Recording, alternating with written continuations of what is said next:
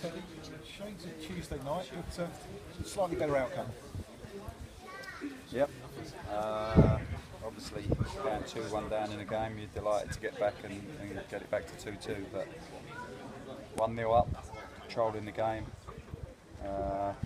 Very disappointed to go to 2-1, but you know, momentum changes very quickly in these games, and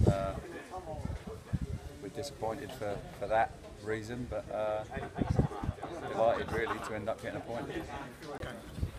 Yeah, it was in the end, in the result. I think first half we played really well, and we knew they'd come out second half, and we should have managed the game a little better. The experience we had out there, we had a little chat then. They were going to be young and endeavour and all that, and we sort of played into their hand a bit, but fair credit to them. They could have put their heads down because they're a young team, but they had a goal, and as you say, it was a bit of a crazy game there towards the end. It could have went either way, and the same, it's a point for us and something to build on.